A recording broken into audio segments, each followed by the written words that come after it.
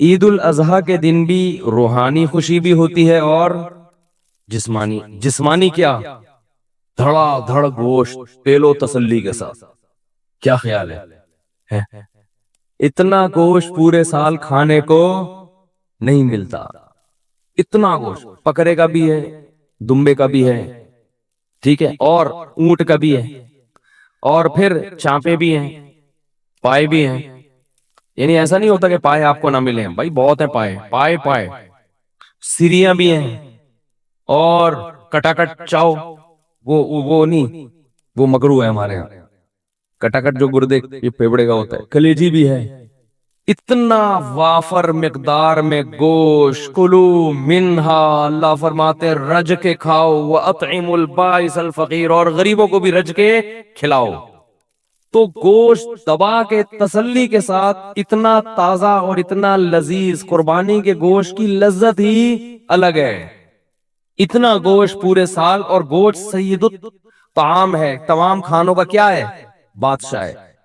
یہی وجہ ہے کہ ہر دعوت میں کیا ہوتا ہے، گوشت ہوتا ہے. اگر آپ نے ولیمے کی دعوت کی اور آپ نے بہترین قسم کے دال چاول کھلا دیے کسی کو، تو وہ مانے گا، بولے گا بھائی گوشت کہاں ہے. باربیکیو میں گوشت ہوتا ہے، ہر بڑے ہوٹل میں کیا ہے، مسلمان گوشت خور ہے. ہندو گوشت نہیں کھاتے، سونا آپ کھانے لگے ہیں واللہ عالم، لیکن مسلمان ہمیشہ سے کیا ہے، گوشت خور ہے. کیونکہ گوشت خوراک ہے بھائی، لذت بھی ہے اور پروٹین بھی ہے.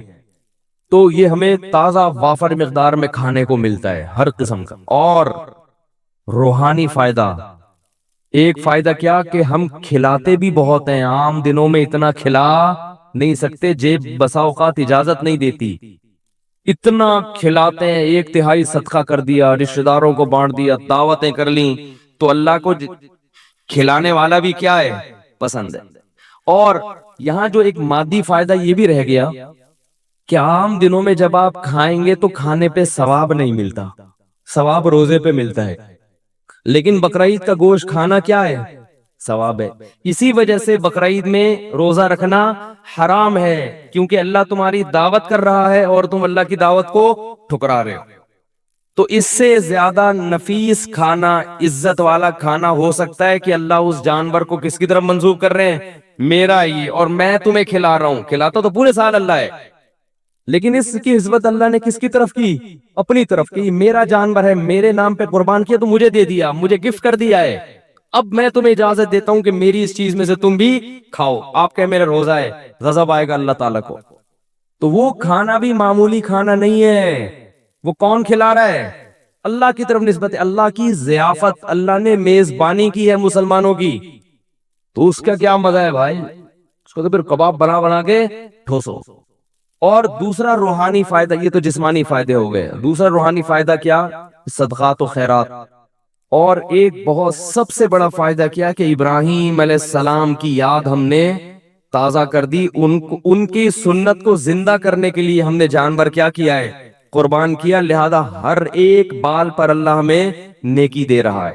تو روحانی طور پر جو اعمال کا ترازو تھا وہ کافی وزنی ہو جاتا ہے. نبی نے فرمایا کہ اللہ کو بقرعید کے دن جانور کا خون بہانے سے زیادہ کوئی عمل محبوب نہیں ہے. اور یہ دیوانگی ہے کہ مال کو ضائع کر دو اللہ کے لیے. تو روحانی سکون میں ملتا ہے کہ اللہ کے لیے ہم نے کیا کیا، اپنے مال کو قربان کیا. اور جسمانی بھی کہ دوپہر کیا ملے گا کھانے کو، کلیجی تو 10 بجے ہی آ جاتی ہے، اور پھر وہ چلتا رہتا ہے سیٹ اپ. تو یہ دو خوشیاں ہمیں منانی نہیں پڑتی خود بخود. تبھی مسلمان عید اور بقرعید کے دن نہ شراب پیتے ہیں، نہ ناچتے گاتے ہیں، کیونکہ ان کو خوشی منانی نہیں ہے، خوشی خود بخود ہو رہی ہے. غیر مسلموں کو خوشی ہوتی نہیں ہے، تو خوش رہنے کے لیے ان کو شراب کا سہارا، بولو بھائی، لینا پڑتا ہے. موسیقی کا سہارا لینا پڑتا ہے، ناچ گانے کرنے پڑتے ہیں. جتنی روحانیت مسلمانوں کے تہوار میں ہے، اتنی روحانیت کسی مذہب میں نہیں ہے، کسی تہوار میں نہیں ہے. جو بھی تہوار خوشی کا آئے گا، لوگ ٹریک سے کیا کرتے ہیں، ہٹ جاتے ہیں، کیونکہ ان کے پاس کچھ ہے نہیں. ہمیں اللہ اس کے رسول نے خود بتا دیا، ہمیں ہٹنے کی ضرورت نہیں. اس لیے کہ عید کے دن کھانے کی اجازت مل جانا یہی بہت ہے. بھائی کھائیں گے آج، بس یہ کافی ہے، ہمیں اسی سے بہت خوشی ہو گئی. روٹی کھائیں گے، پراٹھا کھائیں گے صبح اٹھ کے، بہت دنوں سے نہیں کھایا، تو یہی خوشی بہت ہے۔ تو اس لیے میرے بھائی قرآن مجید میں اللہ تعالیٰ کا ارشاد ہے فطرت اللہ التی فطر الناس علیہا، اسلام وہ دین فطرت ہے جس پہ اللہ نے لوگوں کو پیدا کیا، یہ محمد صلی اللہ علیہ وسلم کا بنایا ہوا دین نہیں ہے۔ کوئی انسان اس قابل نہیں ہوتا کہ وہ اتنی سی عمر میں بغیر کسی یونیورسٹی میں پڑھے ایک ایسا دین دنیا کو دے کے چلا جائے جس کے مقابلے میں کھڑے ہونے کے لیے کوئی تیار نہ ہو۔ تو اسلام کا رمضان بھی اسلام کے برحق ہونے کی دلیل، رات کی تراویح بھی اسلام کے برحق ہونے کی دلیل، اور مسلمانوں کے تہوار بھی اسلام کے برحق ہونے کی دلیل۔ دیکھو ہر گلی میں رونق ہے نا، ہر گھر کے آگے بچڑے بندے ہوئے ہیں، اتنے اونچے اونچے لمبے لمبے خوبصورت، دیکھ کے طبیعت، یہ رونق ہے اللہ کی طرف سے۔ تو یہی تو بقرعید کا مزہ ہے، یہی تو تہوار ہے۔ دیکھو اسلام کے علاوہ جتنے تہوار ہیں نا آرٹیفیشل ہے، مصنوعی خوشی ہے، اوریجنل نہیں ہے۔ ہندو جو ہولی مناتا ہے کس بات کی ہولی ہے، کیا ہے، کہہ رہے پتہ نہیں کس بات کی خوشی ہے، مجھے خود بھی ابھی تک پتا نہیں ہے، بس خوشی مناؤ، انجوائے کرنے کی کوشش کرو۔ عیسائی کرسمس مناتے 25 دسمبر کو، کس بات کی خوشی، عیسیٰ علیہ السلام پیدا ہوئے تھے، تو آج تھوڑی پیدا ہوئے ہیں، وہ تو پیدا ہوئے ان کو 2100 سال گزر چکے ہیں۔ بھائی یہ جو سالگرہ کی خوشی ہے مصنوعی خوشی ہے، پیدا تو اس وقت ہوا تھا نا جب بچہ پیدا ہوا تھا، اس وقت انسان خوش ہوتا ہے، اب 1 سال کے بعد کیا کروں میں، ہو گیا تو آج کا دن پیدا ہوا، تو آج کا دن یہ 2021 ہے آج، اور پیدا ہوا تھا 1990 میں پیدا ہوا تھا یہ۔ تو یہ خوشی ہوتی نہیں ہے، خام خواہ کی منائی جاتی ہے۔ اور شادی پہ بھی لوگ 1 سال کے بعد کیک کاٹ رہے ہوتے ہیں، حالانکہ مجھے پتا ہے اس دن تو ان کو افسوس ہوتا ہے۔ ایک سردار جی بیٹھے ہوئے فلم دیکھ رہے اور رو رہے ہیں، روئے جا رہے، کسی نے کہا کوئی رونے کا سین ہوگا، سردار جی سے پوچھا کون سی فلم دیکھ رہے ہو، کہہ رہے اپنی شادی کی ویڈیو دیکھ رہا ہوں بھائی میں شادی کی ویڈیو دیکھ رہا ہوں۔ تو اسلام کی جو 2 عیدیں ہیں نا وہ حقیقت میں کیا ہیں، خوشی کے دن میں۔ پہلی عید کیا ہے، رمضان کے روزے ختم، کتنا عجیب لطف محسوس ہوتا ہے یار، کھانے پینے کی کیا مل گئی، چھٹی، 1 مہینہ نہ کھا سکتے تھے نہ پی سکتے تھے، رمضان کی تراویح ہے، اتنی لمبی لمبی نمازیں، اور سارا پھر اعتکاف والوں کا 10 دن اپنے آپ کو باؤنڈ کر کے مسجد میں بیٹھ جانا، بار بار دیکھنا چاند کب نظر آئے گا، ٹھیک ہے نا، اور 1 مہینے ناشتہ بھی گیا، نسوار بھی گئی، پان بھی گیا، گٹکا بھی گیا، سگریٹ بھی گئی، اور صبح کا ناشتہ بھی گول، دوپہر کا لنچ بھی گول، شام کی چائے بھی گول، سارا اسکیجول آؤٹ ہو جاتا ہے، اور 1 مہینے بعد کیسا پتلا ہونا شروع ہو جاتا ہے، کمزور ہونا شروع ہوتا ہے، ایک دم چھٹی مل جاتی ہے، چاند نظر آ گیا، اور کل کیا ہے، کل روزہ نہیں ہے۔ نیچرل خوشی ہے، کھا رہے اس دن اتنا اچھا لگتا ہے، کھانے میں مزہ آتا ہے۔ تو روحانی خوشی بھی ہوتی ہے، جسمانی بھی۔ روحانی یہ ہوتی ہے کہ خدا نے ہم سے بڑی عبادت کروا لی، ہمارے رب نے اتنی بڑی، عام دنوں میں 1 روزہ رکھنا کتنا مشکل کام ہے یار، کتنا مشکل کام ہے، سوچتا رہتا ہے آدمی، کیونکہ سب کھا رہے ہوں گے آپ کا روزہ ہے۔ اللہ رمضان میں ہمت دے کے پورے مہینہ کنٹینیو روزے رکھواتا ہے، پورے مہینے تراویح پڑھوا لیتا ہے، مرے سے مرا آدمی بھی زیادہ کچھ نہ کچھ عبادت کر ہی لیتا ہے رمضان میں۔ تو یہ خوشی ہوتی ہے یار، ہم سے اللہ نے گن پوائنٹ پہ عبادت کروا لی ہے، چلو ہم نہیں بھی چاہتے تھے، کام کروا لیا، اس کی خوشی ہوتی ہے، روحانی خوشی ہے۔ اور ایک جسمانی خوشی کے کھانے پینے کی چھٹی، 1 مہینہ ڈائٹنگ کے بعد کسی مریض کو جب اجازت ملتی ہے نا پھوڑ سکتے ہو، تو آپ دیکھو اس کی خوشی کا عالم کیا ہوگا۔ اور ہماری 1 مہینہ ڈائٹنگ عام ڈائٹنگ نہیں ہے، مریض کو تو بہت ساری چیزیں کھانے کی اجازت ہوتی ہے، 2-4 چیزیں ڈاکٹر رکوا دیتا ہے، اور ہمیں نہ پینے کی اجازت اور نہ کھانے کی اجازت، اور 1 مہینہ یہ اسکیجول چلتا ہے، روٹین چلتی ہے، اس کے بعد چھٹی ملتی ہے، تو مزہ نہیں آئے گا کیا؟ پھر بھی کسی کو مزہ نہ آئے تو پاگل آدمی ہے، وہ کیا ہے، وہ پاگل ہے۔ دوسرا بقرعید میں، بقرعید کی بھی خوشی یہ اوریجنل خوشی ہے، کئی دنوں سے قربانی کی باتیں شروع، جانور لانا شروع، ان کی سیوا ہو رہی ہے، ان کو کھلا رہے ہیں، یہ نیچرل ہے۔ جس آدمی کو جانوروں سے محبت نہیں ہے وہ اپنی فطرت اور نیچر پہ نہیں ہے، وہ آرٹیفیشل مصنوعی زندگی میں ہے، سمجھتے ہو؟ یہ مصنوعی زندگی، آپ کو پتہ ہے ماہر نفسیات کہتے ہیں کہ جانور پالنے والے لوگوں میں نفسیاتی بیماریوں میں مبتلا ہونے کا اندیشہ کم ہوتا ہے، سمجھتے ہو؟ کتے پالنا نہ شروع کر دو، کتے پالنا اسلام میں جائز نہیں ہے، حرام جانور ہے، اس میں روحانیت نہیں ہے۔ یہ جو حلال جانور ہے نا جس میں اللہ نے برکت رکھی ہے، ان کے دودھ میں، ان کی قرآن کیا کہتا ہے، وَمِنْ أَصْوَافِهَا وَأَوْبَارِهَا وَأَشْعَارِهَا، ان کے اون میں، ان کے صوف میں، ان کے بالوں میں، ان کی کھالوں میں تمہارے فائدے ہیں، ان کے دودھ میں ہر چیز ان کی استعمال ہوتی ہے. تو اس سے کیا ہے, حلال گوشت ملتا ہے انسان کو. ان جانوروں سے مانوس ہوتا ہے انسان. تو کتنے دن سے پالنا شروع کر دیتے. بچوں کی خوشیاں دیکھو, ناچتے پھر رہے ہیں گلیوں میں, کلبازیاں کھا رہے ہیں, ہماری گائے کب آ رہی ہے, ہمارا دمبا کب آ رہا ہے. اپنا دمبا نہیں ہوتا, دوسرے کے دمبے سے دل بہلانا شروع کر دیتے. اور پھر جب گائے جانور ذبح ہوتا ہے, کتنا گوشت کھانے کو ملتا ہے, یہ تازہ گوشت ہے. تو اس میں روحانی خوشی کیا کہ اللہ نے ہم سے ابراہیم علیہ السلام کی سنت کو زندہ کروا لیا. ہمیں ہر بال کے بدلے میں اللہ نے ایک نیکی دے دی. یہ کون سی خوشی ہے؟ روحانی خوشی. یہ بھی خوشی ہے, مسلمان اس پہ بھی خوش ہوتا ہے, یار اللہ نے اتنا ثواب کا کام کروا لیا ہم سے. نمبر 2, گوشت انسان کی خوراک میں سب سے لذیذ ترین خوراک ہے. وہ اتنی وافر مقدار میں مسلمان کو بقرعید میں ملتا ہے کہ اتنی وافر مقدار میں عام طور پہ پورا سال نہیں ملتا. اور اتنا تازہ, اتنا فریش میٹ, اتنا بہترین. اور اس میں کمال کی بات یہ کہ اس گوشت کی نسبت کس کی طرف ہے؟ اللہ کھلا رہا ہے. ہٹو بچوں, اللہ تو دال بھی کھلائے, دیکھو پورے سال بھی اللہ ہی کھلاتا ہے. نسبت اپنی طرف نہیں کرتا کہ یہ میری طرف سے الگ سے دعوت ہے, یہ میری طرف سے الگ سے کیا ہے, ضیافت ہے. اس لیے کہ یہ تو اللہ نے رزق تو سب کو دینا ہے. لیکن بقرعید میں اللہ نے روزے رکھنے کو حرام کر دیا. کیوں حرام کر دیا؟ کہ میری ضیافت سے اعراض لازم نہ آئے. آج میں نے دعوت کی اور تو کم بہت روزہ رکھ کے بیٹھا ہوا ہے, اس کا اپنا مزہ ہے, صحیح ہے نا. تو یہ گوشت ہمیں ڈائریکٹ, کیونکہ ہم جو جانور ذبح کرتے ہیں ہم نے تو قربان کر دیا نا. اب یہ ہمارا تھوڑی ہے, کس کا ہی ہے. قربانی کا مطلب آپ نے اللہ کو دے دیا. اب اللہ کہہ رہے ہیں میری طرف سے کیا ہے, پرمیشن ہے. تبھی جب اللہ پرمیشن نہیں دیتا تو ہم نہیں کھاتے. حج میں دم کے طور پر جو جانور ذبح ہوتا ہے اس کا گوشت آپ نہیں کھا سکتے, لیکن جو شکرانے کا جانور ہے اس کا گوشت کھا سکتے. اور اللہ کہتے ہیں شکرانے کا ہے تو کھاؤ, اب تمہیں میری طرف سے اجازت ہے. تو بڑی خوشی ہوتی ہے گوشت بھی, اور گوشت کی نسبت کس کی طرف ہے؟ اللہ کی طرف.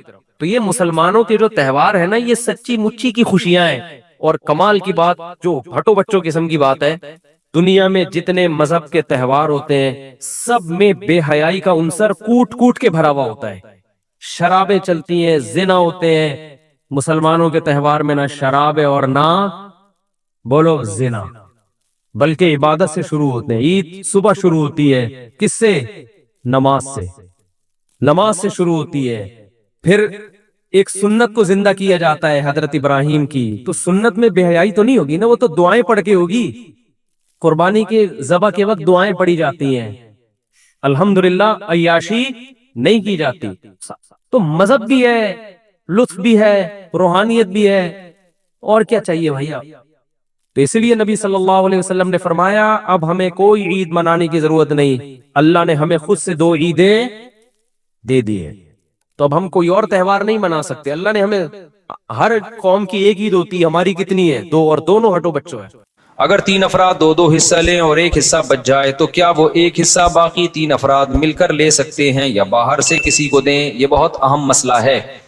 لوگ یہ سمجھتے ہیں کہ گائے میں 7 حصے ہی ضروری ہیں, جب تک وہ 7 حصے نہیں ہوں گے قربانی نہیں ہوگی. یہ بالکل غلط ہے. گائے میں زیادہ سے زیادہ 7 حصے ہو سکتے ہیں, کم سے کم 6 بھی ہو سکتے ہیں, 5 بھی ہو سکتے ہیں, 4 بھی ہو سکتے ہیں, 3 بھی ہو سکتے ہیں, 2 بھی ہو سکتے ہیں. نہیں آئی بات سمجھ میں؟ مثال کے طور پر 2 آدمی گائے لے کر آئے, آدھی ایک کی ہو گئی, آدھی ایک کی, تو 2 حصے ہو گئے. 3 آدمی گائے لے کر آئے, 1/3 ایک کی, 1/3 ایک کی, 1/3. اب یہ نہیں کہ یہ 1/3 میں آگے منہ والا حصہ تمہارا, بیچ والا, پوری گائے میں 1/3. 4 آدمی گائے لے کر آئے, یہ ایک آدمی لے کر آیا, 3 آدمیوں کو حصے بیچ دیے اس نے, ٹوٹل 4 برابر حصے کر دیے. لوگ سمجھتے ہیں کہ اب 3 آدمی ہیں تو ایک 4 حصے لے, ایک 2 آدمی ہیں تو ایک 4 حصے لے گا, ایک 3 حصے لے گا. یہ ضروری نہیں ہے, سمجھ رہے ہو؟ تو اس تکلف کی بالکل بھی ضرورت نہیں ہے. کر لیا تو بھی قربانی ہو جائے گی. تو یہ 7 سے زیادہ لوگ شریک نہیں ہو سکتے, 7 سے کم 6 بھی ہو سکتے ہیں, 6 برابر حصے کر لیے جائیں. ٹھیک ہے. اچھا, گائے کے حصوں کو میرے بھائی خوب سمجھ لو. گائے یا اونٹ میں جب 7 لوگ یا 4 لوگ یا 3 لوگ شریک ہوئے تو جتنے بھی شریک ہوں گے تو خوب سمجھ لیں, گائے کے 7 حصے جو کیے جائیں گے یا 3 یا 4 حصے, وہ تول کے کرنا ضروری ہے, اندازے سے کرنا جائز نہیں ہے, چاہے سارے راضی بھی ہوں, کیونکہ گوشت سودی اموال میں سے ہے. ایک بوٹی بھی زیادہ چلی گئی تو وہ سود کے حکم میں ہوگی، کیونکہ جب ہم حصے تقسیم کر رہے ہوتے ہیں تو اصل میں بیع و شراء کا عمل ہو رہا ہوتا ہے، خرید و فروخت کا، کہ آپ کا حصے کا جو گوشت ہے وہ میں نے خریدا، اس گوشت کے بدلے میں جو میرے پاس ہے وہ میں نے آپ کو بیچا. تو گوشت کے بدلے میں جب گوشت بکتا ہے تو وزن میں تول ضروری ہے، ذرا سا بھی زیادہ ہو گیا تو وہ کیا ہے؟ ربا ہے، سود ہے. اور جب وہ سود اس میں شامل ہوگا تو وہ سب کے لیے ناجائز ہو جائے گا. لہذا یا تو تول کے تقسیم کریں یا سود سے بچنے کے لیے ایک کام کر لیں کہ 7 حصوں میں کلیجی ملا دیں، کیونکہ جب ایک جنس میں دوسری جنس شامل ہوتی ہے پھر جو اضافہ ہوتا ہے نا وہ مخالف جنس کی طرف نسبت کر دی جاتی ہے. اس کی یہ سودی احکام ہے، سمجھ میں آ جائیں ٹھیک ہے، نہیں آئے تو وہ پھر کسی اور وقت بیٹھ کے چھاؤں میں آئیے گا، سمجھا دوں گا بیٹھ کے. ابھی تو مسئلے پر عمل کر لیں، سمجھ رہے ہو؟ تو آپ نے کیا کرنا ہے کہ جب گائے کٹے گی، ذبح ہوگی، 7 حصوں میں ڈیوائڈ کیا، اس کو 7 میں تھوڑی تھوڑی کلیجی رکھ دی، سمجھتے ہو؟ اور کلیجی کے بھی 7 حصے کیے شروع میں، 7 میں تھوڑا تھوڑا گوشت بھی رکھ دیا تاکہ کلیجی میں بھی سود کا حکم نہ ہو اور گوشت میں بھی سود کا حکم نہ ہو. مخالف جنس جب آتی ہے نا تو اس کی مثال ایسے جیسے 10 روپے کے بدلے آپ نے 9 روپے خریدے تو ناجائز ہو گیا نا، لیکن 9 روپے کے ساتھ ایک ماچس کی ڈبی ملا لو گے آپ، تو مخالف جنس جب ملاؤ گے تو ادھر جب 1 روپیہ زیادہ ہوا وہ اس ماچس کے مقابلے میں ہو جائے گا. تو ادھر اگر گوشت زیادہ ہو گیا تو کلیجی کے مقابلے میں ہو جائے گا، ادھر کلیجی زیادہ ہو گئی تو گوشت کے مقابلے میں ہو جائے گی. تو سود سے بچنے کے لیے یہ جائز طریقہ ہو جائے گا. ہیلے کی 2 قسمیں، ایک ہیلا وہ جو حرام کی طرف جانے کے لیے ہوتا ہے، ایک ہیلا وہ ہوتا ہے جو سود سے بچنے کے لیے ہوتا ہے. تو یہ ہیلا جائز ہیلا ہے. آج کل بعض اسکالرز ایسے آگے کہ نہیں ہیلے اسلام میں جائز نہیں، تو ہیلا تدبیر کے معنی میں، کیونکہ ایسے ہیلے نبی نے خود بتائے ہیں ہمیں سود سے بچنے کے لیے. سمجھتے ہو کہ نہیں سمجھتے؟ تو اب آپ نے کیا کرنا ہے کہ ابے بھائی اس پہ کلپ بنا دینا، بقرعید کے بعد میرے قربانی پہ کلپ چل رہے ہوتے ہیں. لوگ کہتے ہیں اب وہ میں نے ترکی کو ووٹ دینے کا کہا طیب اردگان کو، وہ جب جیت گیا تو میرا کلپ وائرل ہوا ہے کہ اس کو ووٹ دیں، اتنے دنوں بعد وائرل ہو رہا ہے. تو یہ پہلے ہی چلا دینا، آپ کی ذمہ داری ہے کہ قربانی کے حصے تقسیم کرنے کا شرعی طریقہ یا کچھ بھی ایسا کر دیں، کیونکہ لوگ پھر غلط مبتلا ہو جاتے ہیں. تو آپ نے کیا کیا، گائے جب ذبح ہو گئی، پہلے میں شروع سے پورا بتاؤں گا گائے کاٹنی کیسے ہے، بتا دوں کیونکہ اس میں بڑی گڑبڑیں ہو رہی ہوتی ہیں. گائے کاٹنی کیسے؟ پہلی بات، آپ قصائی کو کنٹرول کرنے کا طریقہ کسی انسٹیٹیوٹ میں جا کے سیکھیں آپ، کیونکہ گائے سے زیادہ بقرعید کے دنوں میں قصائی کو کنٹرول کرنا مشکل کام ہے. حقیقت بتا رہا ہوں آپ کو، قصائی گڑبڑیں کرتے ہیں. پہلی بات، قصائی کیا کرتا ہے، کیونکہ اس کے پاس اس 3 دنوں میں نا بقرعید کے قصائی سے زیادہ مہنگا دنیا میں کوئی آدمی ہوتا نہیں ہے. 3 دنوں سے پہلے بچڑا جو مہنگا تھا نا، اب بچڑے اس کی ساری قیمت کدھر چلی جاتی ہے؟ قصائیوں کی طرف. اب قصائی کی ویلیو ہے. تو قصائی پکڑائی میں نہیں آتے، ان کو ہوتی ہے جلدی. آپ لائے، پہلی گڑبڑ قصائی یہ کرتا ہے کہ جانور کو گرایا، منہ میں ہوتا ہے اس کا گٹکا، منہ میں ہوتا ہے پان، منہ ہلا ہی نہیں رہا ہوتا، تکبیر ہی نہیں پڑھ رہا ہوتا. وہ کیسے پڑے گا جب اتنا بڑا گٹکا منہ میں رکھ کے پیک کے ساتھ بیٹھا ہوا ہے؟ تو تکبیر نکلے گی تو گٹکا ضائع ہو جائے گا نا اس کا. نہیں آ رہی میرا خیال ہے بات سمجھ میں؟ تو وہ چھری چلا رہا ہوتا ہے. ابے بھائی، تو آپ نے کیا کرنا ہے، کسائی سے بولیں جانور گرا دو، اس کی ٹانگیں قبلہ رخ کر دو. جانور کی قبلہ رخ ٹانگیں جب کریں گے تو جانور کا رخ قبلے کی طرف ہو جاتا ہے. سمجھتے ہیں نا؟ لوگ کیا کرتے ہیں کہ وہ ٹانگیں ادھر ہیں، منہ بےچارے کا گھما رہے ہوتے ہیں اس طرف کو، ٹھیک ہے نا؟ تو وہ بھی جانور بزبان حال کہتا ہے بیل میں ہوں، حرکتیں تیری ہیں بیل جیسی. تو اس کو گرا کے آپ نے کیا کیا، اس کا رخ کہاں کر دیا؟ قبلے کی طرف. بلکہ اور آسان کر کے بتاتا ہوں، جو ذبح کرنے والا ہے نا اس کا رخ قبلے کی طرف ہونا چاہیے. سمجھتے ہیں بات کو؟ تو اس طرح سے جانور کو گرائیں کہ آپ کا رخ کہاں بن رہا ہو. تو پاکستان میں اس کا طریقہ یہ ہے کہ جانور کا جو سر ہے وہ ہو جنوب کی طرف. جانور کا سر کس کی طرف ہو؟ جنوب کی طرف. دم کا رخ کس طرف ہو؟ شمال کی طرف. اور ٹانگیں کس طرف ہو جانور کی؟ قبلے کی طرف. تو اس سے آپ کا ہاتھ بھی صحیح بیٹھے گا، آپ کا سینہ کس طرف ہو جائے گا؟ قبلے کی طرف ہو جائے گا. سمجھ رہے ہو؟ لیکن یہ اس جانور کے ساتھ جو آسانی سے اس کام کے لیے تیار ہو جائے. بعض دفعہ جانور اتنا خطرناک ہوتا ہے کہ اس کو گھمانے میں بہت ٹائم لگتا ہے، تو پھر قبلے کی طرف رخ کرنا کوئی ضروری عمل نہیں ہے. جیسے تیسے اس کو کاٹ کے جانور کو بھی تکلیف سے بچاؤ, خود بھی ٹینشن سے بچو, کیونکہ بعض دفعہ اتنی مشکل سے گرائے, قابو میں نہیں آ رہا, اس کو قبلہ رخ گھمانے کی جگہ نہیں مل رہی, اتنے چکر میں جانور ہی اٹھ کے اس نے آپ کو قبلے کی طرف لٹا دیا. سب لوگوں سب لیٹے ہوئے ہیں, ٹھیک ہے نا, ایسے بڑے واقعات ہوئے ہیں. تو کوئی تگڑا قسم کا جانور ہے, کنٹرول میں نہیں آ رہا, تو پھر تو جیسے تیسے ہو کر لو تاکہ جانور کو بھی تکلیف نہ ہو, آپ کو بھی نہ ہو. لیکن نارملی اگر آسانی سے پاسبل ہو تو آپ نے کیا کرنا ہے کہ یہ بھی کر سکتے ہیں کہ اس کا سر شمال کی طرف ہو اور دم جنوب کی طرف ہو, یہ بھی صحیح ہے. مطلب یہ کہ ایک رخ اس کا شمال کی طرف اور ایک جنوب کی طرف, تو پھر پاؤں کس کی طرف ہوں گے؟ قبلے کی طرف. پھر آپ جب ذبح کرو گے نا تو آپ کا رخ کس طرف ہوگا؟ قبلے کی طرف. تو قصائی سے آپ چھری لے لیں. بعض دفعہ قصائی غیر مسلم بھی ہوتے ہیں, تو غیر مسلم کا ذبیحہ بھی اسلام میں حلال نہیں ہے, مشرک بھی ہوتے ہیں بعض دفعہ. میں نہیں کہہ رہا وہم کریں خام خام قصائیوں کی رپورٹ وہاں طلب کا شناختی کارڈ دکھائے, اسلام لکھا ہے کہ نہیں لکھا, اتنی تکلف کی ضرورت نہیں ہے. لیکن احتیاط کرنے میں میرا خیال ہے کوئی حرج. قصائی کو پہلے سے جانتے ہیں تو ٹھیک ہے, نہیں جانتے تو پھر خود ذبح کر لو بھائی, سنت ہے نا یہ. کیا خیال ہے؟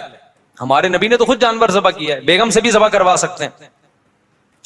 تو اب آپ نے, بیگم سے اس لیے کہہ رہا ہوں کہ بعض لوگ سمجھتے ہیں کہ عورت ذبح نہیں کر سکتی, حرام ہو جاتا ہے, کوئی ایسا کچھ نہیں ہے, تو وہ بھی ذبح کر سکتی ہے. باقی زیادہ اس میں تفصیل میں نہیں جانا چاہتا. اب آپ نے کیا کیا کہ رخ آپ کا قبلے کی طرف ہے. کسائی سے صرف یہ پوچھ لیں چھری رکھنی کہاں پر ہے, کیونکہ ہمارے ایک جاننے والے نے بکرا ذبح کیا, یہاں سے کاٹ دیا, اتنی لمبی گردن اس کی. تو اتنا بھی نہیں ہوتا بھائی, جہاں سے کاٹنا ہے وہاں سے کاٹو. تو رکھ کے آپ نے زور سے بسم اللہ اللہ اکبر پڑھنا ہے. آہستہ سے نہیں پڑھنا, بلکہ آہستہ سے پڑھ لیں گے تو بھی قربانی ہو جائے گی, لیکن زور زور سے کیا پڑھنا ہے؟ بسم اللہ اللہ اکبر. اور علماء کہتے ہیں قریب والے لوگ بھی پڑھیں تاکہ چھری چلانے والے کو یاد آ جائے. آپ نے جب ذبح کیا تو صرف 4 رگیں کاٹنی ہیں اس کی. ایک نرخرا, یہ جو خوراک کی نالی ہے, ایک سانس کی نالی ہوتی ہے, اور 2 ودج ہوتی ہیں جو دل سے پریشر کے ساتھ خون دماغ کی طرف لے کے جا رہی ہوتی ہیں نا, 2 نالیاں, بہت پریشر سے اس سے خون نکلتا ہے. تو یہ 4 ٹوٹل نالیاں کٹ جائیں گی. اس کے بعد مزید کچھ نہ کاٹیں. آج کل قصائی کاٹتے چلے جاتے ہیں کیونکہ وہ چاہتے ہیں جانور جلدی ٹھنڈا ہو جائے, پھر جا کے وہ اندر نلی پہ چھرا مارتے ہیں اندر. اس سے جانور ٹھنڈا جلدی ہو جاتا ہے, لیکن اس کا نقصان کیا ہے کہ جانور کا خون جسم سے اچھی طریقے سے نہیں نکلتا. ذبح کرنے میں جو ایک بہت بڑی حکمت ہے وہ ہے کہ جانور کی باڈی سے اس کا خون نکل جائے سارا. خون اچھی چیز نہیں ہے. اب گورے بھی اس بات کو مان رہے ہیں, وہ بھی ذبح کی طرف آ رہے ہیں کہ بلڈ نکلنا چاہیے, خون میں بیماریاں ہوتی ہیں, خون کوئی انسانوں کے کھانے کی چیز نہیں ہے. تو اب اگر یہ حرام مغز میں جب وہ مارتے ہیں نا چھرا, اس سے جانور کے اعصاب ٹھنڈے ہو جاتے ہیں. تو دماغ نے جو باڈی کو میسج بھیجا ہوا تھا کہ ایمرجنسی لگی ہوئی ہے, تڑپو, اور باڈی تڑپ رہی تھی, اور اس کی وجہ سے خون کیا ہو رہا تھا؟ بہت تیزی سے نکل رہا تھا. تو جب وہ اس کا سارا نروس سسٹم ہی خراب ہو گیا تو باڈی کے احساس ختم, باڈی تڑپنا ختم, اور بلڈ نکلنا ختم. تو قصائی لوگ یہ کام کرتے ہیں تاکہ جب گوشت کے اندر خون زیادہ رہے گا نا, عام دنوں میں اس لیے کرتے ہیں کہ گوشت میں خون رہے گا تو گوشت کا ویٹ زیادہ ہوتا ہے, تو اکنومیکلی ان کو وہ سستا پڑتا ہے. اس کے نقصان کیا ہوتا ہے؟ پبلک کو بیماریاں کھانے کو ملتی ہیں. عام گوشت جو مارکیٹ میں مل رہا ہے نا, اس میں کیا ہوتا ہے؟ بلڈ رہ جاتا ہے, صحیح طرح وہ ذبح نہیں کرتے, چھرا مار دیتے ہیں اندر, جانور ٹھنڈا ہو گیا, گوشت میں بیماریاں رہ جاتی ہیں خون کی وجہ سے, وہ نقصان ہے. اور بقرعید میں کیا کرتے ہیں؟ بقرعید میں ان کو جلدی ہوتی ہے. یہ اکنومیکلی ان کو نقصان ہوتا ہے کہ اگر ہم نے جانور کے ٹھنڈا ہونے کا انتظار کیا تو اتنی دیر میں ہم 10 بچڑے اور گرا سکتے تھے. ہمیں وسیم کے یہاں بھی جانا ہے, غفار کے یہاں بھی جانا ہے, ستار کے یہاں بھی جانا ہے, سارا یہ تھوڑی کہ ہم اس کے ٹھنڈا ہونے کا انتظار کریں گے. تو لہذا وہ فوراً کیا کرتے ہیں؟ اندر چاقو مار دیتے ہیں, چورا گھوم دیتے ہیں تاکہ ٹھنڈا ہو جائے جلدی. تو آپ نے پہلے ٹریننگ کرنی ہے قصائی کو کنٹرول کرنے کی, کیونکہ لوگوں نے یہ میرے بیانات بھی قصائیوں کو سنا ہے کہ ابے 4 رگیں کاٹ کے آرام سے کھڑا ہو جا, 2 منٹ اس کا خون نکلنے دے آرام سے, جب نکل جائے گا خون پھر کھال اتارنا شروع کر دو, اس کی اپنی طبعی موت اس کو مرنے دو, ذبح ہونے دو. لیکن قصائی کو پتا ہے کہ بھائی اگر یہ تو میں تو دیر ہو جائے گی مجھے, تو آپ اس کو بیان سنائیں, سمجھائیں, قصائی باز نہیں آتا. تو اس لیے میں بار بار کہتا ہوں کہ آپ نے جو جس کھونٹے سے جانور کو باندھا ہوا تھا نا, 4 رگیں کاٹ کے تھوڑی دیر کے لیے وہاں سے قصائی کو باندھ دیں آپ. معذرت کے ساتھ قصائیوں سے پیشگی معذرت, وہ بھی ہمارے دوست یار ہیں بھائی, اسی سوسائٹی کا حصہ ہیں, لیکن کنٹرول میں ہی نہیں آتے نا, وہ کرتے ہیں, وہ نہیں مانتے. تو آپ نے تھوڑی دیر کے لیے جتنے بندے بیل پر تھے وہ سارے بیل کو چھوڑ کے کس پہ آ جائیں, قصائی پہ آ جائیں, اس کو کنٹرول کریں. وہ کاٹے گا, اندر تک کاٹتا رہے گا, اس کو بولے 4 رگیں کٹ گئی بس. سمجھ رہے ہو, اس سے گوشت میں ذائقہ بھی آئے گا, گوشت میں بیماریاں بھی نہیں آئیں گی. اور شریعت کا جو حکمت ہے کہ گوشت پاک ہو جائے, کیونکہ خون پاک چیز ہے یا ناپاک چیز ہے, ناپاک چیز ہے, تو گوشت کو شریعت چاہتی ہے خون سے کیا ہو جائے, پاک ہو جائے, تو پاک ہو جائے گا. سمجھتے ہو؟ تو یہ کام جب آپ نے کر لیا, اس کے بعد قصائی کو بولیں بھائی تو اب چھری سے جو بھی کرنا ہے کر, وہ کھال وال اتارے گا. اس کے بعد آپ نے کیا کیا ہے, وہ پھر جو شروع میں کلیجی نکلتی ہے, لوگ اس کی چاہت میں ہوتے ہیں جلدی سے ہم کلیجی کھا لیں. تو اب آپ نے حصے ایسے بنانا ہے کہ ٹھیک ہے آپ کلیجی, وہ جو چیزیں نکل رہی ہیں اس کے تلی ولی جو لوگوں کو شوق ہوتا ہے, وہ آپ نے 7 حصے کیے اور 7 حصوں میں تھوڑا سا گوشت بھی لے کے ملا دیا اور تھوڑی سی کلیجی بچا کے رکھ لی. یعنی کلیجی کے 7 حصے کیے, کلیجی دل ولز کے 7 حصے کیے, اور اس میں 7 میں کیا ملا دیا, بوٹیاں ملا دی کچھ, اور آخر میں جو گوشت کے 7 حصے کیے ان میں کیا ملا دی, کلیجی ملا دی. اب سود کے مسائل سے آپ کی حفاظت ہو جائے گی. سمجھ رہے ہو؟ اب اگر کہیں تھوڑا زیادہ تھوڑا کم بھی چلا گیا نا تو سودی حکام جاری نہیں ہوتے. پھر آخر میں پھر بھی بہتر ہے تول دیں, تاکہ لوگوں کو بھی نہ ہو نا, تولنے میں لوگوں کے دل بھی صاف رہتے ہیں کہ پتہ نہیں کیا یہ برتن میں نہیں ہوتا صحیح دفعہ. سمجھ رہے ہو کہ نہیں سمجھ رہے؟ یہ کام آپ نے کرنا ہے. ایک اہم بات, قصائی کو اجرت میں گوشت دینا جائز نہیں ہے. کسائی کی آپ نے اجرت طے کی, بھائی یہ جانور ذبح ہوگا اور اس کے اتنے حصے ہوں گے اور یہ سب کہ تم نے کرنا ہے, تمہیں اتنے پیسے دیے جائیں گے. اگر وہ کہتا ہے میں پٹ کا گوشت لے کے جاؤں گا, تو قربانی کے جانور کے گوشت کو کمیشن یا اجرت کے طور پر استعمال بولو نہیں کر سکتے, کیونکہ اس کا مطلب آپ اس گوشت سے معاشی فائدہ اٹھا رہے ہو, پیسے بچا رہے ہو نا ایک طرح. آپ کہ ہم نے تو پیسے اس کو پورے دیے, تو پیسے پورے دیے لیکن یہ ایگریمنٹ کا حصہ ہے. تو آپ نے قصائی کو مایوس کر دینا ہے کہ بھائی آپ کو صرف پیسے ملیں گے, باقی اخلاقی طور پر جب کلیجی گھر سے پکے آئے گی تو جہاں سب کھا رہے ہوں گے آپ بھی کھا لینا, کوئی ہم منع تھوڑی کریں گے. الگ سے اس کا کوئی گوشت میں حصہ نہیں ہونا چاہیے. سمجھتے ہو؟ اس کو مایوس کر دیں آپ, پیسے ملیں گے. اور پھر آخر میں جب آپ گوشت بانٹ رہے ہوں تو کسی کو بھی دے دیں, پھر اس میں قصائی کو بھی دینے میں کوئی حرج نہیں ہے. لیکن آج کل یہ عرف بن چکا ہے, قصائی لازمی گوشت کا حصہ لے کے جاتے ہیں, پھر وہ بیچ رہے ہوتے ہیں بقرعید کے بعد دکانوں میں بک رہا ہوتا ہے پھر وہ. سمجھ رہے ہو؟ کھال کے بارے میں کیا حکم ہے؟ کھال جانور کی یا تو آپ استعمال کر لیں, کسی کو بھی دے دیں شرکا میں سے, اس کی کھال کو آپ نمک وغیرہ لگا کے استعمال کر لیں, جائے نماز بنا لیں, بڑی بہترین چیز ہوتی ہے. اور اگر آپ نے اس کو بیچ دیا تو پھر اس کی قیمت صدقہ کرنی پڑے گی, پھر آپ اس کی قیمت استعمال نہیں کر سکتے. تو ڈائریکٹ کھال صدقہ کر دیں یا بیچ کے قیمت صدقہ کر دیں. اور ویسے استعمال کرنا چاہے تو کھال استعمال ہو سکتی ہے, وہ مسلح بنایا جا سکتا ہے, اس کا کچھ بھی بنایا جا سکتا ہے, مشکیزہ بنایا جا سکتا ہے. پہلے زمانے میں تو لوگ یہی کچھ کرتے تھے. یہاں تک بات کھوپڑی شریف میں آ گئی ہے. تو اچھا, ایک اہم کام آپ نے یہ بھی کرنا ہے کہ بھائی قربانی کے وقت نا ذکر اذکار کا ہونا چاہیے, شور شرابے کا نہیں ہونا چاہیے. یہ عبادت ہے, اللہ کے حکم پہ آپ اللہ کے مسخر کردہ جانور کو کاٹ رہے ہو, اللہ کے دربار میں پیش کر رہے ہو, تو یہ عبادت کا وقت ہے. اس میں جس قسم کا ہلا گلا ہو رہا ہوتا ہے یہ اس موقع پہ بالکل سوٹ نہیں کرتا.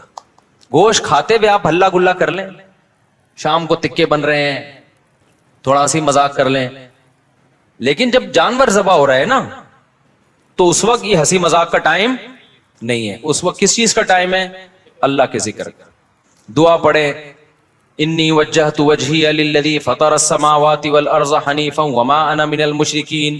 اے اللہ میں نے اپنے رخ کو ذات کی طرف پھیر لیا جس نے آسمانوں اور زمین کو پیدا کیا, میں شرک کرنے والوں میں سے نہیں ہوں, صرف تیرے نام پہ جانور کاٹوں گا, کسی اور کے نام پہ نہیں کاٹوں گا. ان صلاتی ونسکی ومحیای ومماتی للہ رب العالمین. میری نماز میری قربانی صرف کس کے لیے؟ اللہ کے لیے. تو اس طرح کے الفاظ زبان سے عربی میں یا اردو میں دہرائیں, اے اللہ یہ ہماری طرف سے ہے, اس کو تو اپنے دربار میں قبول کر لے. اس وقت جو ہلا گلا باجے پوں پوں اچھل کود, یہ بہت غلط حرکت ہے. سمجھ رہے ہو کہ نہیں؟ بالکل ایسے موقع پہ مسلمان پہ یہ چیزیں سوٹ نہیں کرتی. جو عبادت کا موقع ہے اس میں آپ اس طرح کی انٹرٹینمنٹ کر رہے ہو کہ پتہ ہی نہیں چل رہا کہ کوئی شادی ہو رہی ہے یا عبادت ہو رہی ہے. سمجھ رہے ہو کہ نہیں سمجھ رہے؟ یہ کام کرنا ہے آپ نے. اس کے بعد جب جانور کٹ جائے اور حصے ہو جائیں تو آپ نے کیا کرنا ہے؟ اگر آپ غریب ہیں, آپ کے بچوں کی تعداد زیادہ ہے, گوشت کھانے کو کم ملتا ہے سال میں غربت کی وجہ سے, فیملی بڑی ہے, تو سارا گوشت خود ہی کھا لیں. پھر ایک حصہ صدقہ کرنا یہ افضل بھی نہیں ہے, کیونکہ اپنے بچوں کا حق پہلے ہے, دوسروں کا حق اسلام میں بعد میں. بعض ایسے غریب ہوتے ہیں بیچاروں کو پورے سال گوشت نہیں ملتا, اب انہوں نے پیسے جمع کر کے قربانی کر لی تو کھاؤ بھائی, ٹھیک ہے نا, پھر صدقہ نہ کرو. لیکن اگر اللہ نے آپ کو مالی وسعت دی ہے, آپ پورے سال گوشت کھاتے رہتے ہیں, تو پھر 1/3 گوشت کیا کر دیں, کم سے کم بولو صدقہ کر دیں, افضل ہے. کیونکہ قرآن کہہ رہا ہے کلو منہا, خود بھی کھاؤ اور مسکینوں کو بھی کھلاؤ. تو کم سے کم 1/3 گوشت کیا کر دیں آپ, وہ صدقہ کر دیں, آپ لوگوں کو کھلا دیں. آپ سمجھتے ہو کہ نہیں سمجھتے؟ دوسرا کام, باقی 1/3 کا کیا کریں, وہ رشتہ داروں کو دے دیں. لیکن اگر رشتہ داروں نے بھی قربانی کی پھر نہ دیں ان کو, تو 2/3 کھا لیں. لیکن 1/3 کوشش کریں کیا کریں بھائی, صدقہ کر دیں. یہ مالداروں کے لیے, غریب آدمی کیا کرے, پورا کھا جائے, ٹھیک ہے نا. اللہ کی طرف سے ضیافت ہے, بار بار موقع ملتا نہیں تو پھوڑ دے. اچھا, پھر تیسری بات, قربانی کے گوشت کو ایک بہت اہم مسئلہ ہے کہ بعض لوگ ساری قربانی صدقہ کر رہے ہوتے ہیں کہ اپنے ملک میں اپنے گھر میں کرنی نہیں ہے, بلکہ ہم نے کیا کرنا ہے, دوسرے ملک میں, غریبوں کے ملک میں کرنی ہے. جیسے امریکہ اور UK میں لوگ کر رہے ہوتے ہیں, وہاں نہیں کر رہے قربانی, یار ساری پاکستان میں کر دو, غریبوں کو کھلا دو. یہ مناسب نہیں ہے. آئی بات سمجھ میں؟ کیونکہ قربانی میں یہ اصل صدقے کا حکم نہیں ہے, اصل صدقہ بھی ہے اس میں ضمناً, اصل تو حکم یہ ہے کہ بقرعید کے 3 دن ہیں, اللہ چاہتا ہے میرے نام پہ جانور کاٹو اور پھر اللہ کی طرف سے آپ کے لیے اس کی میزبانی ہے. اللہ میاں کہہ رہے جانور ذبح کرو اور کیا کرو, پھر کھاؤ اللہ کی نعمت. آپ کہہ رہے میں نہیں کھاؤں گا, میں کیا کروں گا, میں پاکستان میں قربانی کروں گا, میں انڈیا میں کروں گا, میں افریقہ میں کروں گا, میں خود کچھ بھی نہیں کھاؤں گا. تو میں یہ نہیں کہہ رہا کہ حرام ہے, ناجائز ہے, قربانی کا ثواب تو ملے گا, لیکن یہ ایک نوعیت کا اعراض ہے اللہ کی ضیافت سے. روزہ حرام کر دیا تاکہ آپ گوشت سے اوائڈ نہ کریں. اس لیے علماء یہ کہتے ہیں کہ آپ ٹھیک ہے باہر ملک میں قربانی کریں غریبوں کے لیے, کم سے کم ایک حصہ آپ اپنے ملک میں جہاں آپ رہتے ہیں وہاں کریں, اس لیے تاکہ قربانی کا گوشت آپ کے گھر میں آئے اور آپ اس گھر کو, اس گوشت کو کھائیں. اب مالدار لوگ کہتے ہیں ایکچولی ہمیں ضرورت نہیں ہے کھانے کی, ہم پورے سال کھاتے ہیں, ہمیں کیا ضرورت ہے. میں نے دیکھا ہے ایسے مالداروں کو, ہم تو کھاتے ہیں پورے سال ہی گوشت کھاتے ہیں. فون کیا اپنے خادم کو, یار تم ایسا کرو وہ وہیں عیدی سینٹر میں ذبح کر کے وہیں غریبوں کو بانٹ دو. اور بھائی آپ کو کب, ہم نے کب کہا کہ آپ نہیں کھاتے؟ یہ والا وہ والا نہیں ہے جو آپ پورے سال کھاتے ہیں, سمجھ میں آ رہی ہے بات؟ یہ وہ والا گوشت نہیں ہے جو آپ پورے سال کھاتے ہیں. دیکھو آپ کے ابا نے آپ کو بلایا, آپ گئے, آپ کے ابا نے بڑی خوشی کا اظہار کیا میرا بیٹا آج مجھ سے ملنے کے لیے آیا ہے, اور آپ کے ابا نے آپ کے لیے دال چاول لا کے رکھ دی. آپ کا ابا میں دال چاول, میں تو ویسے ہی اتنا کھاتا پیتا آدمی ہوں, میں تو کوفتے کھاتا ہوں, اور ابھی بھی میں نے تھوڑی دیر پہلے برگر کھایا, تو ایکچولی یہ آپ لائیں میں دے دوں, شاپر میں ڈال کے دے دیں, میں کسی محلے میں کسی کو صدقہ کر دیتا ہوں. آپ نے شاپر میں ڈالا اور آپ نے کہا صدقے کا ثواب لوں گا میں. ابا کو غصہ آئے گا کہ نہیں آئے گا؟ ابے تو مجھے خوش کرنے کے لیے دھونے والے کھا لیتا ہے اس میں سے, میں نے تیرے لیے بنائے ہیں. تو جس میں تکبر ہوگا وہ نہیں کھائے گا, جس میں تواضع ہوگی وہ پیٹ بھرا ہوا بھی ہوگا نا, تو ابا کے سامنے دال چاول ایسے کھائے گا جیسے کئی دن کا بھوکا ہوں میں. کیا خیال ہے بھائی؟ ایسے کھائے گا جیسے کئی دن کا بھوکا ہوں. وہ کہے گا میں تو, مجھے تو بہت مزہ آ رہا ہے اس کے کھانے میں, بڑا دل چاہ رہا تھا میرا کھانے کو, آپ نے بڑے صحیح ٹائم پہ ابا میرے لیے دال چاول کا انتظام. ایسے موقع پہ کہنا ابا شاپر میں ڈال دو, میں پاکستان میں صدقہ کر دیتا ہوں, ٹھیک ہے نا, وہاں غربت زیادہ ہے. تو یہ جو باہر ملکوں میں, لندن میں, امریکہ میں لوگ اپنے گھر میں ذرا بھی قربانی نہیں کرتے, یہ غلط کرتے ہیں. ٹھیک ہے آپ پاکستان غریب ملک ہے, یہاں بھی قربانی کر لیں, لیکن اگر ایک ہی حصہ کرنا ہے نا تو پھر اپنے گھر میں کریں, صدقہ بعد میں کر دینا آپ. کیونکہ اللہ میاں یہ گوشت, یہ وہ بکرا نہیں ہے جو آپ روزانہ کاٹ کے کھاتے ہیں, یہ وہ بکرا ہے جو کون کھلا رہا ہے؟ اللہ کھلا رہا ہے. تو اس میں تکبر کہ ایکچولی ہمیں تو ضرورت نہیں ہے, ایکچولی ٹوپی ڈرامے چھوڑ دو بھائی. अल्लाह खिला रहा है, शौक से क्या करो, खाओ। अल्लाह ने हमें भी रिज़्क दिया अल्हम्दुलिल्लाह। मुझे याद एक दफा बकरीद में क्या हुआ कि जी वो मेरा सफर था, अब दाल चावल ही मिल रही है बकरीद के दिन। मुझे इतना गुस्सा आया, यार आज हमारी ईद का दिन है, कहीं से गोश्त लेकर आओ भाई कुर्बानी का। मैंने साथियों को हिला दिया, फिर उन्होंने इंतजाम किया, भाई वो फला जगह। मैंने कहा अबे गोश्त खाएंगे यार हम, ये पागल, तो हम मुसलमान हैं भाई, बकरीद के दिन हम पागल हैं मुर्गी खा। चिकन बिरयानी मुझे लाके बकरीद में रख दी सफर की वजह से ना। मैंने कहा हम नहीं खाएगा चिकन बिरयानी, हमें कुर्बानी का क्या चाहिए, गोश्त। अल्लाह को ये अदा ऐसे मौके पे क्या होती है, पसंद होती है। हमारे नबी को खाने पीने का बिल्कुल शौक नहीं था। सबसे ज्यादा खाने पीने से अवॉइड किसने किया है, सैयदुल अंबिया मोहम्मद सल्लल्लाहु अलैहि वसल्लम ने। आप तो फाकों से रहते थे, बकरीद के दिन आप खाते नहीं थे जब तक जानवर ज़बा ना हो जाए और पहला निवाला गोश्त का आपके पेट मुबारक में ना जाए। समझ रहे हो कि नहीं समझ रहे? अपना शौक दिखाने के लिए कि हम आज नहीं खाएंगे, पहला निवाला क्या जाएगा हमारे पेट में, कुर्बानी के गोश्त का। तो अल्लाह से इस्तिगना मत दिखाओ, अल्लाह के सामने तकब्बुर बोलो मत करो, वहां आजिज़ी जाहिर करो, अल्लाह हम तो खाते रहते हैं, वो भी तू ही खिलाते हैं, अपने खर्चे पे कौन सा खाते हैं हम, ठीक है ना। तो इन दिनों में तू खिलाएगा हम खाएंगे। तो इसलिए बकरीद को कोशिश करें नाश्ता भी ना करें कुर्बानी के, लेकिन ये कुर्बानी के गोश्त जब टाइम पे मिल जाए। वरना आजकल जो कुर्बानी का गोश्त कसाई लोग असर में तैयार कर रहे होते हैं, तो पेट कमर से चिपक के खुद कुर्बानी का बकरा बना हुआ होता है आदमी। पहले जमाने में ठक ठक ठक कुर्बानी होती थी। तो इसलिए बकरीद के दिन जो है ना, जो यूरोप अमेरिका में लोग रहते हैं, भाई अपने घर में कुर्बानी का गोश्त लाया करो, खाया करो, बच्चों को भी खिलाओ। बोलो, बच्चे पूछें अब्बा आज क्यों बकरे बकरे खाए जा रहे हैं? बेटा ये हमारा ईद का दिन है और ये ज़ियाफत किसकी तरफ से है, अल्लाह की तरफ से, आज हम गोश्त खाएंगे। समझते हो कि नहीं समझते हो? हाँ, जिसको परहेज है बड़े गोश्त से वो बकरा खा ले। ऐसा ना हो कि इतना फॉर्म में आ जाए कि डॉक्टर ने मना किया हुआ है बड़ा गोश्त खाने से। बाज लोग ये भी कर रहे होते हैं, भाई अल्लाह मियाँ ने जब खिला रहा है तो मैं तो खाऊंगा। डॉक्टर कह रहा है तू गाय मत खा, ठीक है ना, तेरा कोलेस्ट्रॉल बहुत बढ़ चुका है। आप कह रहे हो अल्लाह खिला रहा है, तो अल्लाह तो खिला रहा है, लेकिन अल्लाह कह रहा है पहले अपनी सेहत भी देखो ना।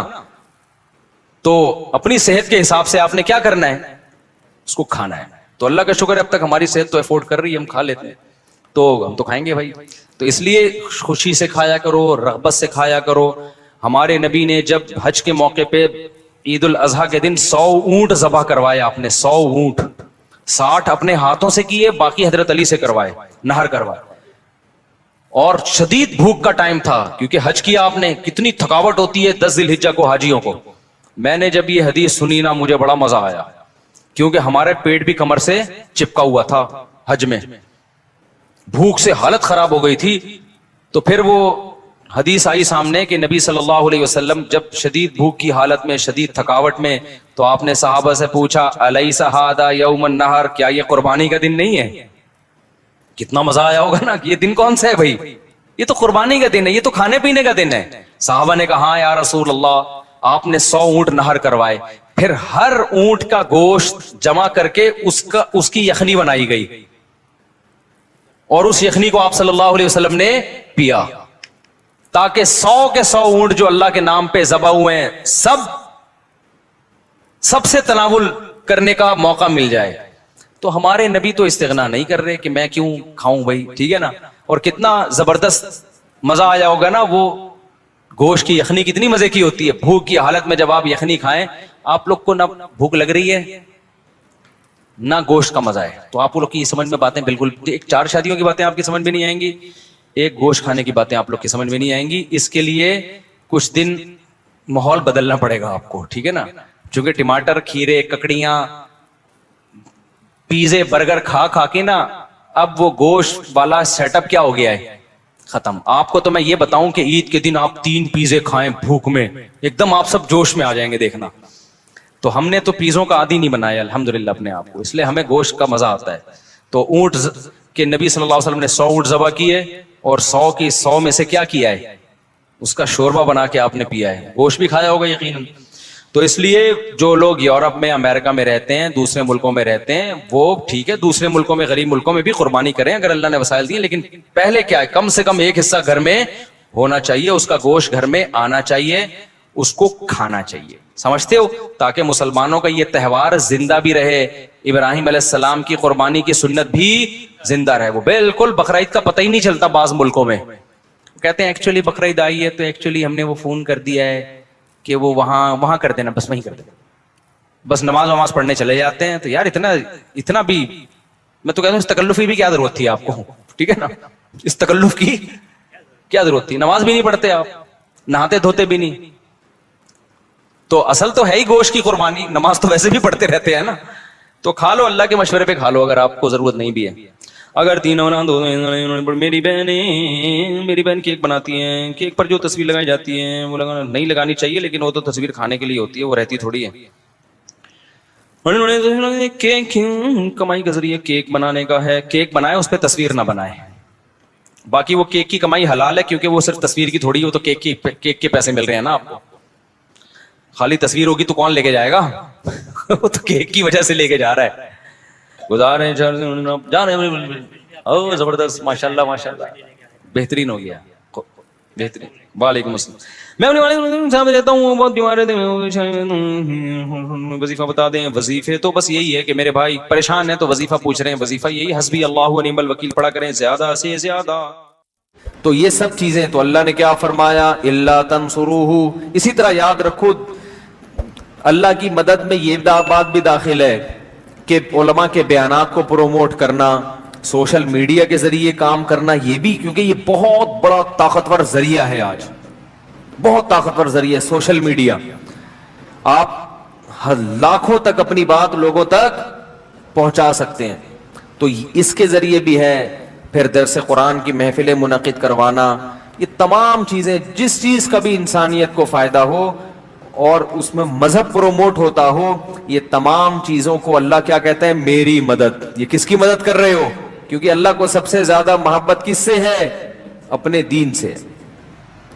तो अल्लाह ने फरमाया अगर तुम मदद नहीं करोगे तो कोई बात नहीं है। अल्लाह ने उस वक्त मोहम्मद सल्लल्लाहु अलैहि वसल्लम की मदद की थी जब उनको मक्का वालों ने निकाल दिया, कोई पुरसान हाल नहीं था। कैसी मदद की, इज़ यक़ूलु लिसाहिबिही, जब वो अपने साथी से कह रहा था। इससे बड़ी फजीलत किसी सहाबी की नहीं हो सकती, कैसी मोहब्बत से। और गोया इसमें एक ताने का उनसर भी है कि तुम अगर मदद नहीं करते तो मोहम्मद के साथी ने मोहम्मद की सल्लल्लाहु अलैहि वसल्लम, उन्होंने मदद की है और अल्लाह ने उनके जरिए से करवाई है। तो गोया इससे पता चला कि मोहम्मद सल्लल्लाहु अलैहि वसल्लम और अबू बकर ये साथ साथ हैं। पूरी उम्मत को अल्लाह इनके मुकाबले में लाके खड़ा कर रहा है, और मुकाबले में हजरत अबू बकर को नहीं जिक्र किया अल्लाह ने। बहुत मुश्किल है। यानी अल्लाह कह रहा है कि तमाम सहाबा से और तमाम मुसलमानों से कि तुम अगर मोहम्मद सल्लल्लाहु अलैहि वसल्लम की मदद नहीं करते तो कोई बात नहीं है। अल्लाह ने उस वक्त मदद की थी जब वो दो थे, मोहम्मद उन दो में के एक थे। तो गोया अल्लाह ने नबी सल्लल्लाहु अलैहि वसल्लम और हजरत अबू बकर सिद्दीक को एक तरफ और बाकी पूरी उम्मत को उसके मुकाबले में जिक्र किया कि बाकी पूरी उम्मत अगर इनकी मदद करे ना करे, अल्लाह ने तो इन दोनों की मदद कर ली है। कितनी बड़ी फजीलत है ये हजरत अबू बकर की। और उलमा कहते हैं कि इस आयत में हजरत अबू बकर का सहाबी होना, साथी होना, ये मनसूस है, क्योंकि अल्लाह ने हजरत अबू बकर को नबी का साथी कहा है। साथी हर साथ रहने वाले को नहीं कहते, साथी उस साथ रहने वाले को कहते हैं जो आपका दोस्त हो। मुनाफिक को कभी साथी कहेंगे? बोलो भाई। तो साथ रहने वाला जो दोस्त होता है उसको क्या कहा, क्योंकि बाज़ दुश्मन भी साथ में आ जाता है। तो इससे पता चलता है कि हजरत अबू बकर रजी अल्लाह ताला अन्हु के ईमान की अल्लाह इस आयत में गवाही दे रहे हैं। हजरत अबू बकर को अगर कोई मोमिन ना माने, माज अल्लाह मुनाफिक माने, तो वो इस आयत का वाज़ेह लफ्जों में इनकार कर रहा है। इज़ यक़ूलु लिसाहिब, और अल्लाह कह रहा है कि सारी दुनिया अगर मोहम्मद की मदद छोड़ देगी सल्लल्लाहु अलैहि वसल्लम, तो अबू बकर के जरिए अल्लाह किसकी मदद करेगा? नबी की मदद करेगा अल्लाह, जैसे अल्लाह ने की है। जो दो में के एक थे, वो एक दूसरा था और एक कौन थे? ये नबी थे। इज़ यक़ूलु लिसाहिबिही, दोनों परेशान थे। हजरत अबू बकर ज्यादा परेशान थे नबी की वजह से। नबी अबू बकर को क्या दे रहे थे? تسلی. عجیب بات ہے, جو جس کی مدد کے لیے آتا ہے تو مدد کرنے والا تسلی دیتا ہے نا. یہاں تسلی کون دے رہا ہے؟ نبی. یہ نبی کی محبت کی علامت ہے. اور ابو بکر کو غم اپنا نہیں ہو رہا تھا. کس کا غم ہو رہا تھا؟ محمد صلی اللہ علیہ وسلم کا. وہ واقعہ تو پتہ ہی ہوگا نا. وہ بھائی جو غار میں ٹھہرے تھے, مشرکین نے آ کے گھیر لیا, تو اللہ تعالیٰ نے حکم دیا کبوتر کو کہ اس نے فوراً جالا بنا دیا. اور تو وہ کہنے لگے اس کے اندر تو کوئی جا نہیں سکتا, یہ تو بہت پرانا جالا لگا ہوا ہے. تو اس طرح اللہ تعالیٰ نے بچایا. تو اللہ تعالیٰ نے قیامت تک آنے والے انسانوں کو بتایا کہ اللہ نے ابو بکر کے ذریعے محمد صلی اللہ علیہ وسلم کی مدد کروائی ہے. تم اگر نہیں کرو گے تو اللہ نے جب اس وقت کروائی ہے تو اللہ اور دوبارہ ایسے لوگ پیدا کر دے گا. وہ الگ بات ہے کہ پھر امت مدد کرتی رہی ہے اور اللہ کو دوبارہ پیدا کرنے کی ضرورت نہیں پڑی. حضرت عمر رضی اللہ تعالیٰ عنہ فرماتے تھے کہ حضرت ابو بکر اگر میری ساری زندگی کی نیکیاں لے کے مجھے صرف وہ والی رات دے دیں جب پوری قوم ایک طرف اور ابو بکر غار میں نبی کے ساتھ, پوری زندگی کی نیکیاں لے کے صرف وہ ایک رات مجھے دے دیں تو میں اس سودے کے لیے تیار ہوں. کتنی حضرت عمر کی نیکیاں تھیں, فرمایا ساری لے لو, وہ ایک رات دے دو. کیونکہ اس رات کا جو اللہ نے ایک بڑی شان سے قرآن میں ذکر کیا, ایسا تذکرہ اللہ نے کسی اور رات کا نہیں کیا. ایسی شان سے اللہ نے ذکر کیا. اس وقت کو یاد کرو جب یہ دو میں سے, دیکھو آپ یہ بھی کہہ سکتے تھے, اللہ تعالیٰ یوں بھی کہہ سکتے تھے کہ جب محمد صلی اللہ علیہ وسلم اپنے ساتھی کے ساتھ تھے, نا ثانیت نہیں, دو میں سے ایک. یہ گویا رتبہ بیان کرنے کے لیے کہ دونوں کیا کیا ہیں, بالکل قریب قریب ساتھی ہیں, قریب قریب. تو اللہ ان دونوں میں سے دونوں کو ہر ایک کا دوسرا کہہ رہا ہے. تو یہ بھی بلاغت ہے قرآن مجید کی. تو اسی وجہ سے علماء امت کا اجماع ہے کہ تمام پیغمبروں کے بعد سب سے بڑا مقام کس کا ہے؟ حضرت ابو بکر رضی اللہ تعالیٰ عنہ کا. اسلام کو سب سے زیادہ سپورٹ کس نے کیا؟ حضرت ابو بکر نے. سب سے زیادہ, سب سے پہلے تصدیق کون کرتا تھا؟ ابو بکر. سب سے پہلے جب نکال دیا تو غار میں کس نے ساتھ دیا؟ ابو بکر نے. ہر چیز میں. آپ کے بعض اہل بیت اس وقت ایمان نہیں لائے تھے, بعد میں لے آئے ایمان, یقیناً اچھی بات ہے. بعض حضرت علی رضی اللہ تعالیٰ عنہ کی عمر بہت کم تھی, یہ فضیلت ہے کہ وہ جلدی ایمان لے کر آئے. لیکن سب سے زیادہ جو نبی نے دوستی لگائی ہے, دوست ہونے کے اعتبار سے, اس اعتبار سے کہ یہ میرے ساتھی ہیں, اس مشن میں میرا ساتھ دے رہے ہیں. ایک دوستی تو ویسے ہی ہوتی ہے نا, ایک دوستی مشن والی دوستی. دیکھو آپ کوئی کاروبار شروع کرتے ہو تو کاروبار کو پروموٹ کرنے کے لیے جس سے سب سے زیادہ ہیلپ لیتے ہو تو اس بزنس میں وہ آپ کا سب سے بڑا یار ہوتا ہے. تو رسالت کا کام کرنے میں جس نے سب سے زیادہ نبی کی ہیلپ کی وہ کون تھے؟ ابو بکر. اور اس میں کوئی آپ کا ثانی نہیں بن سکتا. نبی صلی اللہ علیہ وسلم نے کہا, مشرک وہ ابو جہل تھا یا پتہ نہیں ابو لہب تھا, تو وہ آیا نبی کے پاس, حضرت ابو بکر کے پاس, کہنے لگا کہ پتہ ہے تمہارے ساتھی نے کیا دعویٰ کیا ہے کہ وہ آسمانوں پہ گئے ہیں اور اس طرح سے جو ہے نا سیر کر کے آئے آسمانوں کی, اور رات کے تھوڑے سے حصے میں. اس کا خیال تھا اب تو ابو بکر بھی کہیں گے یار یہ تو کچھ غلط ہو گیا. تو ابو بکر رضی اللہ عنہ نے کہا کہ کیا واقعی انہوں نے یہ دعویٰ کیا ہے؟ اس نے کہا ہاں. وہ تو مذاق اڑا رہا تھا نا. انہوں نے کہا پھر سچ کا ہے. پھر کیا ہے؟ سچ کا ہے. ایسے موقع پہ ایسا ساتھ دینا. صلح حدیبیہ میں کیا ہوا ہے؟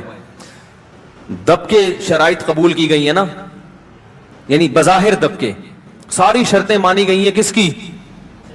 اب ایک طرف 1400 صحابہ بیعت ہو رہے ہیں نبی کے ہاتھ پہ کہ ہم موت تک لڑیں گے. منظر بالکل یہ ہے کہ لڑائی والا, جوش میں آ گئے. لیکن جو شرائط طے کی وہ ساری کس کی مانی جا رہی ہیں؟ تو سب ایک طرف ہو گئے. سب کے دل میں ایک وسوسے آنے لگے کہ بھئی ہم تو دین برحق پر ہیں, یہ نبی صلی اللہ علیہ وسلم یہ کیسی شرطیں, یہ تو ہماری ذلت ہے. حضرت عمر بھی جوش میں آئے اور صحابہ بھی. لیکن جب ابو بکر سے پوچھا گیا انہوں نے فرمایا اللہ کے رسول ہیں جو کر رہے ہیں صحیح کر رہے ہیں. تو ہر موقع پہ کس نے ساتھ دیا؟ سب سے زیادہ ساتھ تو سب نے دیا لیکن سب سے زیادہ کس نے؟ ابو بکر نے.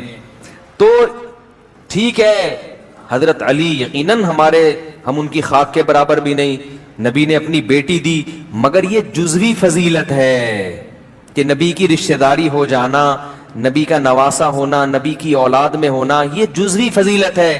کلی فضیلت کیا ہے کہ نبی کے مشن میں نبی کا ساتھ سب سے زیادہ کس نے دیا؟ تو یہ فضیلت کس کے حصے میں آئی ہے؟ ابو بکر کے, زندگی میں بھی اور دنیا سے جانے کے بعد بھی. دنیا سے جاتے وقت بھی آپ نے نامزد کس کو کیا کہ ابھی دین کمزور ہے, اس کو طاقت کس کے ذریعے ہوگی؟ ابو بکر کے ذریعے. اور آپ نے فرمایا کہ لوگ ابو بکر کے علاوہ کسی کو قبول, لوگ کہیں گے کہ نبی کا جانشین کون ہے نبی کے مشن میں, سب یہ ایک بیک زبان ہو کر کہیں گے ابو بکر کے علاوہ کوئی نہیں ہو سکتا. سمجھ میں آ رہی ہے بات؟ تو نبی کے دنیا سے جانے کے بعد بھی سنبھالا کس نے دیا؟ نبی کے مشن کو کس نے؟ ہمارے نبی کی جو موت تھی وہ اتنا بڑا غم تھا صحابہ کے لیے کہ بہت سے لوگ حواس باختہ ہو گئے تھے. حالانکہ ایسے موقع پہ جذبات نقصان پہنچا دیتے ہیں, موقع مل جاتا ہے. صحابہ مان ہی نہیں رہے تھے کہ آپ کا انتقال ہو گیا ہے.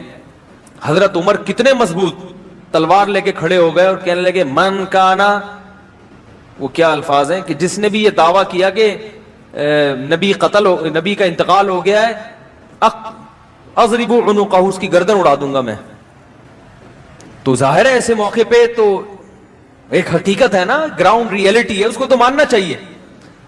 تو عجیب حالت ہو گئی صحابہ کرام کی, بھئی یہ تو ہو ہی نہیں سکتا.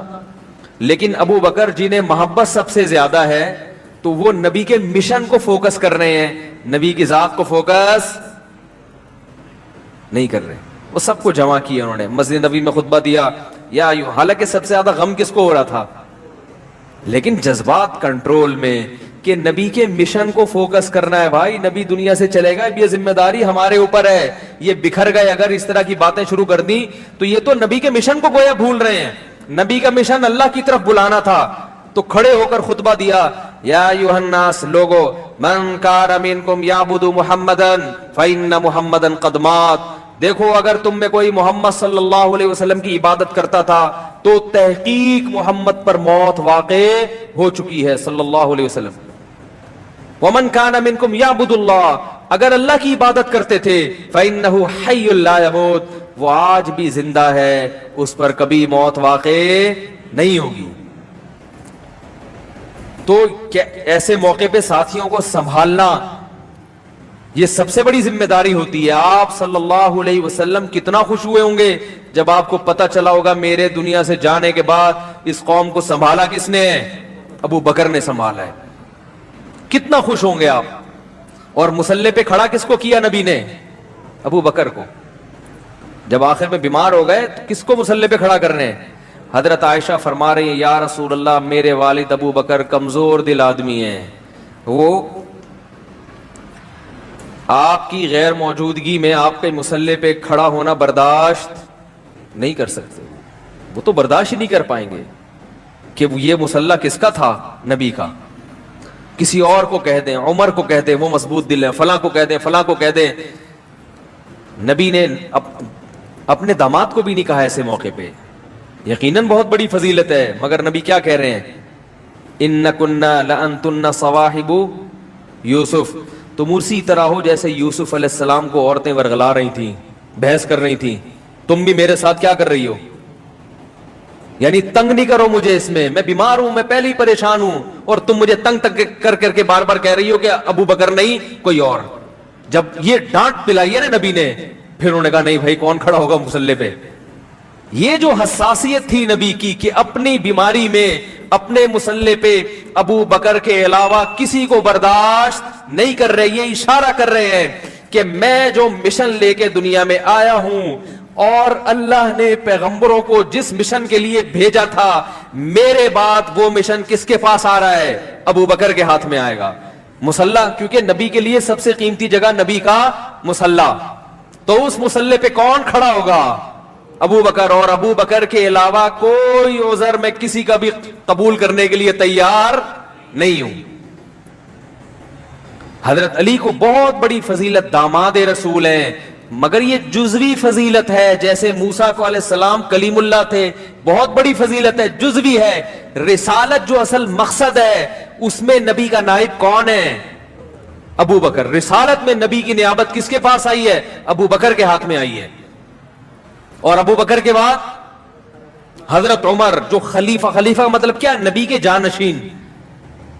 حضرت ابو بکر کے بعد حضرت ابو بکر نے خود کس کو بنایا؟ عمر کو، کسی اور کو نہیں بنایا۔ یہ بتا دیا کہ نبی نے مجھ پر اعتماد کیا سب سے زیادہ، تو میں اپنے بعد سب سے زیادہ اعتماد کس پہ کرتا ہوں؟ عمر پہ۔ اور پھر ان کے بعد حضرت عثمان کو امت نے منتخب کیا، اور اس وقت کی امت نے جو اس دور کے بلکہ روئے زمین کے اب تک آنے والے انسانوں میں سب سے بہترین لوگ تھے، انہوں نے کہا کہ کس کی سلیکشن ہوگی؟ نبی کا مشن کون سنبھالے گا؟ رسالت کا مشن کون سنبھالے گا؟ عثمان، اور حضرت عثمان کے بعد حضرت علی۔ پوری امت کا اتفاق ہے۔ تو رسالت میں نبی کی نیابت اور خلافت جو اصل فضیلت ہے اس میں سب سے پہلے ابو بکر، پھر عمر، پھر عثمان، پھر علی۔ تو اسی وجہ سے ہم ان 4 صحابہ کی ترتیب بیان کرتے ہیں کہ نبی کے بعد سب سے بڑا مرتبہ کس کا؟ ابو بکر کا، پھر حضرت عمر کا، پھر حضرت عثمان کا، پھر حضرت علی رضی اللہ عنہم اجمعین۔ تو وہ داماد رسول ہونا بہت بڑی فضیلت ہے، اس میں کوئی شبہ نہیں ہے، مگر یہ جزوی فضیلت ہے۔ رسالت والی جو اصل فضیلت ہوتی ہے جس کی بنیاد پر مقام ملتا ہے، وہ مقام سب سے پہلے کس کو اللہ نے دیا؟